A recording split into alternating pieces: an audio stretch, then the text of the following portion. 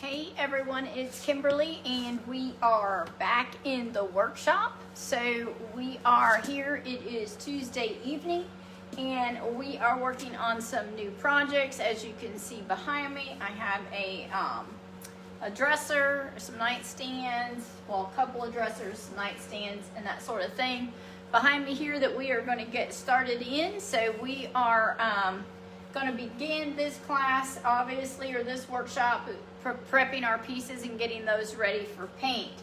So there's a couple of things here. First and foremost, I just want to say welcome to my Facebook Live. My name is Kimberly. I'm with Unique Finds and Furniture Designs. We are local in the Triad area and we are elite premier retailers for Dixie Belle Chalk Paint. So those products are featured in these lives.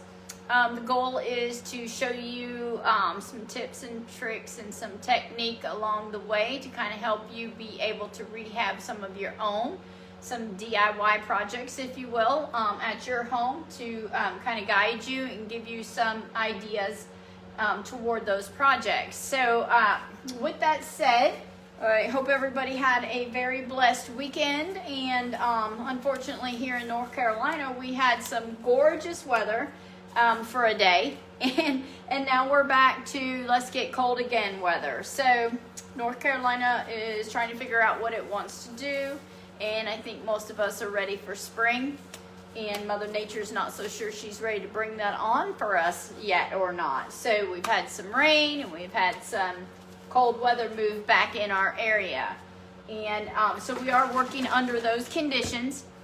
Once again, you can hear my heater running in the background. I'm going to kind of point that down so you guys can see what we are working on. So this is some Bassett furniture, and I am going to obviously give this a little bit of a facelift here. There's several things we can do with this. This is dark wood. A lot of people would call this cherry. I've not done a thing to it yet. However, I will be cleaning this piece on this live so that we will demo how we do that. So obviously I really like the hardware. A lot of people, my preference is I paint over my hardware. Some people do not. Some people take the hardware off and all of that. I really like to paint my hardware. For me, I feel like it adds character and to the piece. And so we are going to clean this up here tonight. But there's a couple of things. When you are working with this dark cherry wood, it depends on which product line you're working with. I am going to clean it across the board with our White Lightning cleaner. I always clean it with our White Lightning cleaner and a Scotch-Brite. And we're going to do that step. And then also I will come in and give it a light sanding with our little sanding sponge. And that's kind of what I do first and foremost to every piece. It kind of gets you in touch with the piece, and as I'm cleaning it, I start kind of toying over in my mind where I'm going with it and what I'm going to do with it. So there are two options in this realm right now, and whether we're going to do the Dixie Belle Chalk line or whether I'm going to do the Dixie Belle Silk line. The difference is, with the Dixie Belle Chalk line, let's just start here. With the Dixie Belle Chalk line, I would have to boss this because in a cherry line of color, sometimes you get bleed through with this cherry looking furniture. So if you are using, just don't be on the safe side, if you are using in our chalk line a color, and the reason I would choose the chalk line would be is if I want to do some blending. These would be great pieces. There's lots of character here that probably doesn't pop up and show on this video until you start painting it. So there's some great blending opportunities to go on with this piece. So if I was going to do that, I would probably do that with our chalk mineral line because it's obviously very user-friendly as our silk line is. Only the thing is with this, it's easier to do some blending. I can blend lots of colors in with my chalk line a little bit easier than you can blend in with the silk. Mainly because we're not using water when we're doing our silk. You can do like a two-tone with your silk, some things like that in that nature. You might even could take this paint and you might blend a couple of colors together and get a color you like and do that, and that's okay too. That'll work as long as you keep one and then the other. Sometimes, like on some pieces that we just did on our farmhouse table that went out that you guys saw, I did the bottom half of the table in the silk, and then I did the top half in the Dixie Belle line in the chalk mineral line. So I did the bottom half of that table in silk and the top in the chalk line. So if you do it like that, you can use them intermittently that way. I just would not blend the two together, obviously, because they have different molecular structures, if you will, between the two paint lines. However, you can, flip them around whichever way you like. You could use silk here on the top and chalk mineral line on the bottom, and that would work fine because your silk has got that bleed blocker in it. Hey, Miss Donna. And one of the biggest things I'm going to say with this, if I was going to paint this in the chalk line like I was going over, I would clean it, do all of that, get that prepped, and then I would probably boss it just so that I don't have any bleed through. Our chalk mineral line does not have a bleed blocker in it, so that's when you grab your boss, because it is your bleed blocker, it's your stain blocker and your bleed through and all that fun stuff. However, in our silk line, it's already built in. So you already have your bleed blocker in there, and you also already have your top coat in there. So it depends on who you are and what you want to accomplish with your piece, which line you're going to use. Or like I said, you could do the top and the silk and then the bottom with the Dixie Belle chalk mineral line, so you could do some added blending and some shading and some fun stuff like that. So there's a purpose for both lines, and it just really depends on where you're going with your piece, how you want to approach that. So with that said, I just wanted to put that out there so that you guys have that information, and that way it will help you be more productive with your work, depending on how fast you need to do it, or whether, like I said, whether you want to blend. This furniture would be gorgeous blended with multiple colors. I'm already seeing that. I've not done a thing to the piece, but it's beveled front, so this is a bow front on both of these nightstands, as well as the dresser, and then also I have a long dresser that goes along with this. So this is a big project. You can do them all the same if you're putting it in a place and you want to do it all the same and have that same theme throughout, or you could do your two end tables one way, your tall dresser and the other dresser, nobody'd ever know they were all together.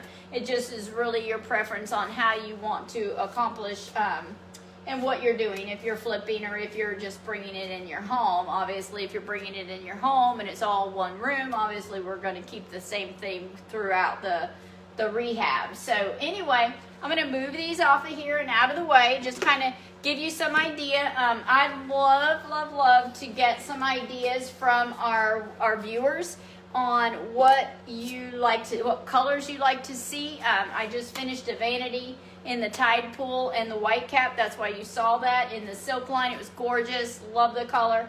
I'm really thinking spring along spring lines, and I love to paint in color versus just white all the time because it just is more fun. We're ready for some spring colors out there. So with me saying that, you guys shoot me some ideas, some color ideas that you would like to see this in, because I'm always interested in knowing what the viewers are interested in seeing. And if I don't get that feedback, then I'm probably just going over the same thing over and over for you guys, and you're like, let's move on to something new. So give us that feedback. Let us know some questions, comments. If you have some questions about the silk versus the chalk mineral line, shoot it at me. That's what I'm here for. I'm here to help you, here to guide, and give in any input that I can to help you be successful with your own finds. Habitat for Humanity is a great place to find vintage furniture like this. I'm going to put a shout out to them. There's one in King, there's one in Kernersville, there's one out in Winston. If you're picking and you're hunting for a certain piece of furniture, those are good locations. Obviously, Goodwill's another good place. Anywhere that you can grab a piece of furniture and save it, Facebook Marketplace, some place to keep it from entering the landfill, and salvaging these pieces to where they can go on and have some longevity, because they are well made and they've been around forever. They're just a little bit dated. This color's kind of a thing that's kind of gone out, and you know, it's not something people want to see much of anymore, but it's certainly worth salvaging. So I'm going to go ahead, I've got my cleaner. This is a powder cleaner, again, like I've showed you. I mix it in a bottle, and I just put my water in there, and that's what's in here. And I also have my little Scotch-Brite. So I'm just going to come in here. First things first is make sure that these pieces that have been dusted, they're a little bit slick. We want to get all that off. So I'm going to come in here with my White Lightning cleaner and do the same thing I've done on most of these tutorials. And that's to come in here with my Scotch-Brite. I'm just going to bring it in and down so y'all can kind of see.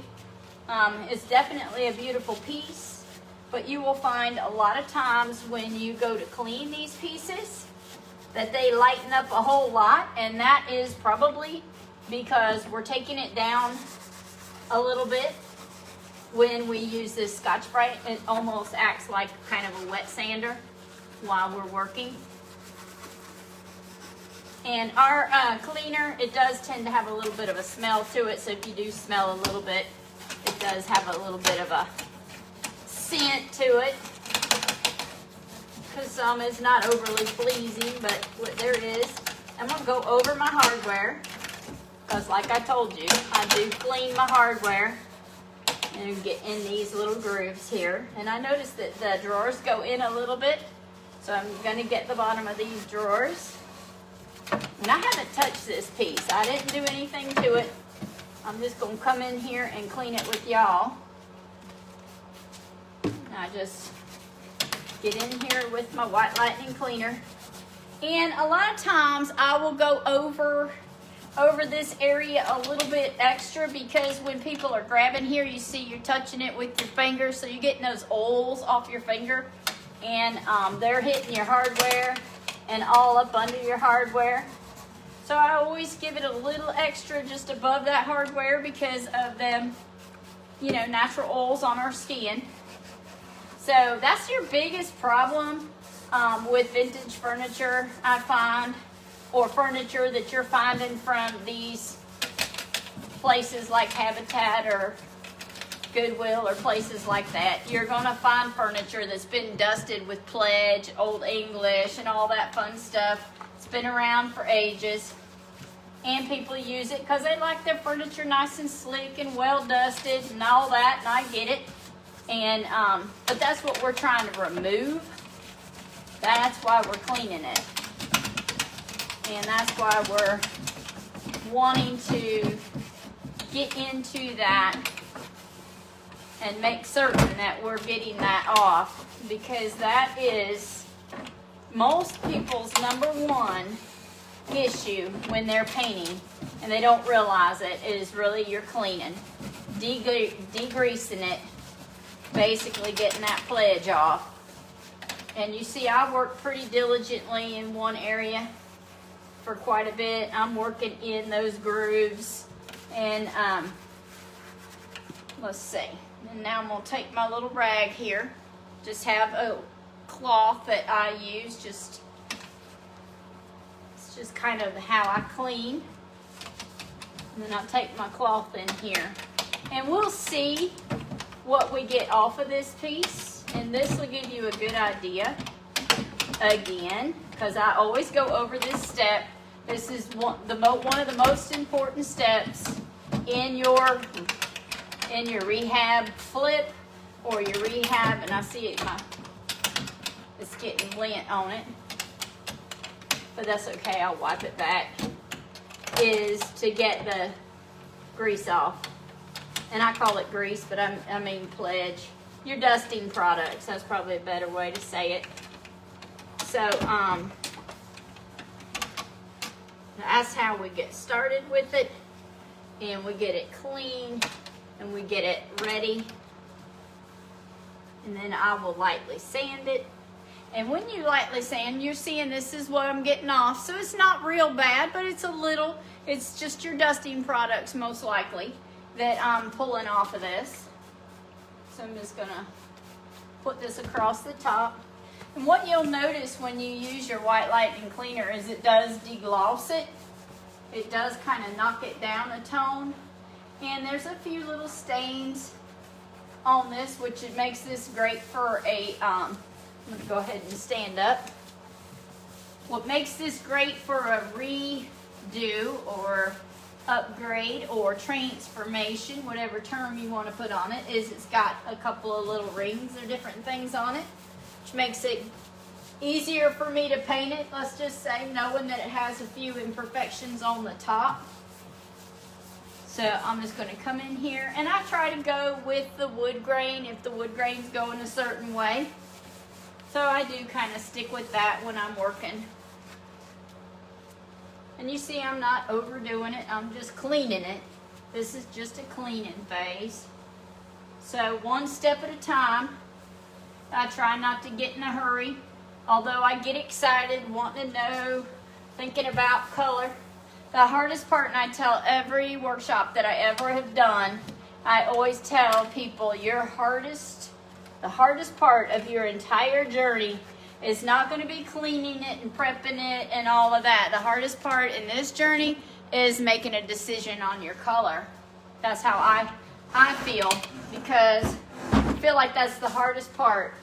And I think that's due to, I work with a great paint company that provides us with beautiful colors. So of course, the decision of color to me is always the hardest, because I think in color for the most part. A lot of people would just shoot some white on this and say sayonara, everything's white. I'm a little different that way. I do love to use the different colors that are available to us. So if you see this in a color, you guys, tell me what color you think you would like to see it in. You never know. I might put it there, might paint it in that color. I love the Tide Pool that we just did in the silk line was gorgeous. Gorgeous, gorgeous. I loved it. Definitely be using it again. The back of this is a little bit dusty as well, because I haven't done a thing to it. Let me spin her around, or spin myself around, probably be easier. Going to be working in tight ship here, because we have several pieces in-house. Got a hutch over there that just come in today. Not sure exactly where we're going on that until I hear from the client. So we're just gonna move along on this piece, because I know where I gotta start with this. So again, I'm getting in all the grooves. I am using this little Scotch-Brite. This is what I use. This is how all my projects begin, right here, right at the basics. Never, never, never skip this step. This is the step that gets all the oils and the greases and any kind of material that's going to be stopping your paint from adhering to the substrate on your product. And if you skip that step, you're going to be painting it and it's going to look beautiful, and then you're going to come in and scratch it with your fingernail and your paint's going to chip right off your piece. And that's going to be because there's oils or barrier between your paint and your project. So this is not always the fun side of the island, if you will, but it's the necessity. It's a necessary step that you want to keep.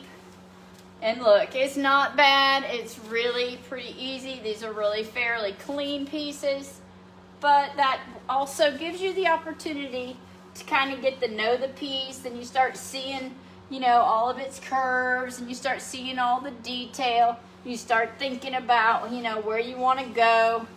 Do I want to use the silk line and do, or do I want to come in here and add my own version to this and come in with some blending colors and do some beach vibe blending on this? When you paint your hardware, it's going to really change the look of the piece. It's going to upscale it. It's going to give it a whole new look and a whole new feel. So you could come in here and make this very beachy. And I'm thinking beachy, obviously, because, you know, that warm weather gave me a little taste of sunshine and a little taste of warmth, and started making me think, wouldn't this would be beautiful in a, like a rebel yellow, and, because it's a very, very, very mild yellow color. So you could do a very mild farmhouse vibe with these and do some drop cloth blending with that. It could be gorgeous, you know, and just depends on how you see it.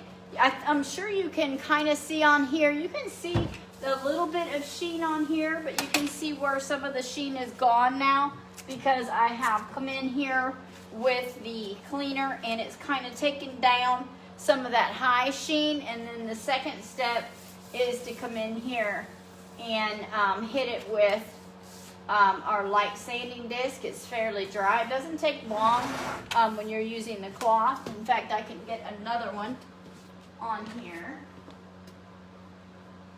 So I do use these in the workshop and kind of come in and make sure that it's relatively dry. I like for it to be dry if I'm gonna come in here with my sander, or not sander, but my little sanding disc. Because this is just an easy step. This is just that little touch, little addition of reassurance that your paint's gonna stick, and that when you're done, you're gonna be happy with it, your client's gonna be happy with it, whatever the case may be in your situation. But you're gonna feel confident that your paint's not gonna budge. And that's really, really important. So I have my little sanding disc here. This is our little spudge sander. And I think maybe you can see on there. So I'm just gonna come in here with it. And maybe I'll pull the door open a little bit. And you'll see how it just kind of changes the tone. You can see how that's just barely changing it.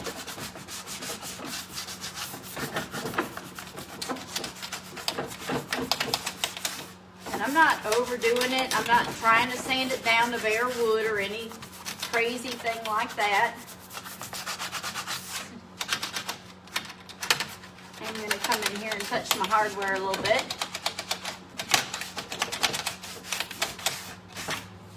And you can see how much I've done there. You can see how it's kind of barely just, maybe you can, I don't know if you guys can see that or not. I hope you can. Where you can see it's a little bit lighter. Let's do the top here, so hopefully that'll help as well. Do you see how it's just barely knocking that down? That's all we need to do. And this has a little notch out of the side here, or a little stain. I think you can kind of see that there on our view. And then I'm going to take it on the top here. Just going to work my little sanding disc. You see how it's discoloring it from here to here? That's what we're going for. I'm going to pull you in a little closer just so you can kind of see to the extent of how much I need to do here. The biggest thing you'd be concerned about is if you're using your chalk mineral line, there's a possibility if you use a light tone that it could bleed through. So just be aware of that. If you're afraid that that's a possibility, or you're afraid that that might happen, you see how I'm just kind of lightly, you can really see the difference. How I'm just barely coming in here and I'm knocking that down. That's just giving your paint that little bit of extra to adhere to. Again, I don't think it's that major of a job when you're doing that. I know a lot of people say you don't have to. Now, if you were doing the chalk mineral line, and in some cases you might not even have to do that. But for me, I do, because it gives me the assurance of knowing that my paint is going to adhere, and I'm not going to be worried that my paint's going to chip off. I'm just coming in here. Same deal. Just gonna come in here and do the same thing. I'm just gonna show you guys. This is the same prep. What you do at home is the same prep I'm doing here. So you should get the same results if you're doing the same prep. So be sure and go around over the tops of where your drawers or pulls are, because a lot of times that's where we are putting most of our oils. And I'm coming in here and I'm just going to give this the same amount of attention. Again, you can obviously see I'm not sanding it to bare wood or anything. I'm just knocking the surface down, giving my paint every chance and every opportunity to adhere to what I'm doing. And we got a little different sanding sponge. I got one that's a little newer here, and we'll hit it.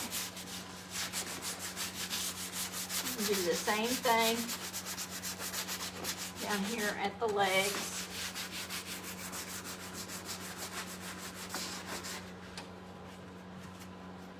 My fingers are stiff. They're locking up on me.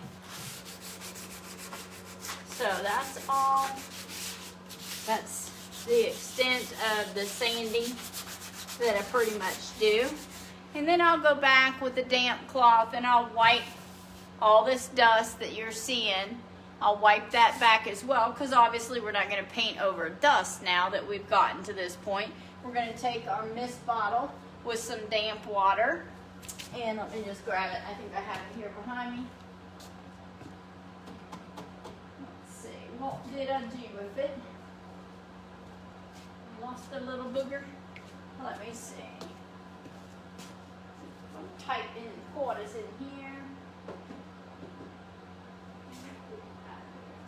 What I did with it. So I'll have to find my little mist bottle. I got it over there somewhere. But anyway, I'll take my mist bottle and I'll dampen it with a damp cloth, and I'll wash back or knock back. Here, I'm going to come into the side here. Hopefully y'all can see. Let me point y'all down. Don't need to see me.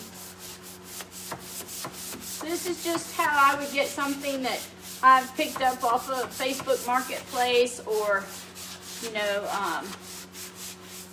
if you've been to Habitat, Goodwill, any of those kind of, you know, thrift store finds, anything you might find out there, this is the same step I'm going to use, because I want to make sure that my paint is going to adhere. My paint, your paint, whoever's paint you're using, it's only going to stick as good as your prep is. So you definitely want to get your products cleaned and lightly sanded. You see how long that's taken us on this little journey here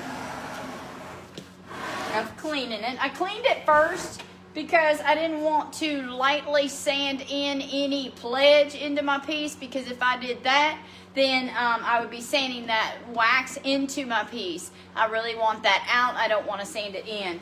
So I'm going to come in here. What I did to the other side, I'm going to do to this side. Knocking it back. Nobody's asking you or saying that you got to sand it to the bare wood.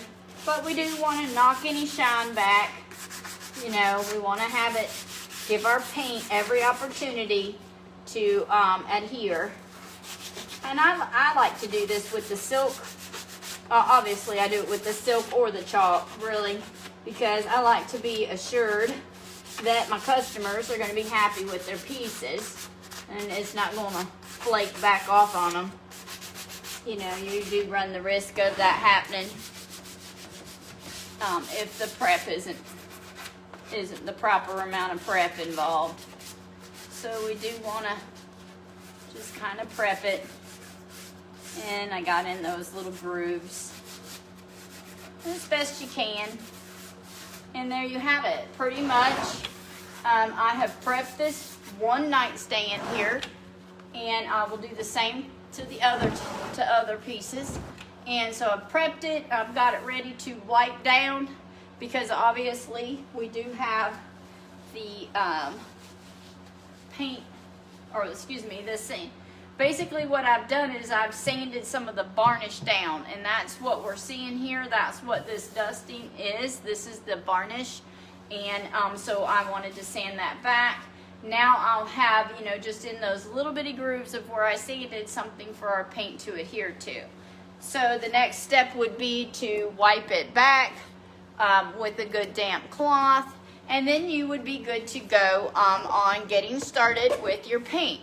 So once you wipe this back, you could start with your silk line, and because it has the bleed blocker already in it and it has its top coat already in it, you would be good to go to get started once you wipe this dust back, and you'll be able to go ahead and use that line and get going. If I was using the chalk mineral line, I would do the bleed blocker step in the boss because of the red tone here. If you painted this white, it would be beautiful tonight, but when you walked out tomorrow, you would have some pink showing through your paint, and that's a little too late when that happens, because it makes a big mess for you to have to fix it.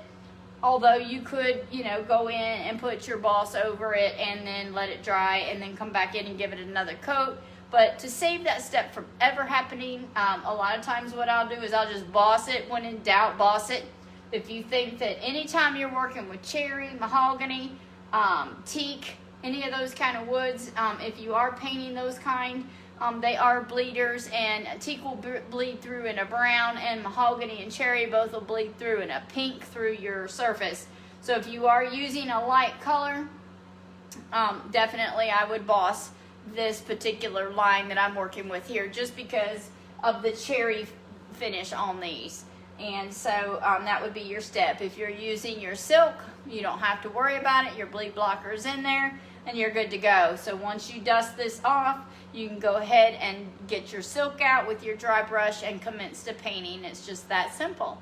So I hope you guys have a good evening tonight. I thank you for jumping on with me, and we shall be back on Thursday, and hopefully we'll see where we're going on these pieces as I'm cleaning and prepping the rest of these to get ready for paint. So we will see you then. Thank you so much, and have a blessed evening, guys. Bye-bye.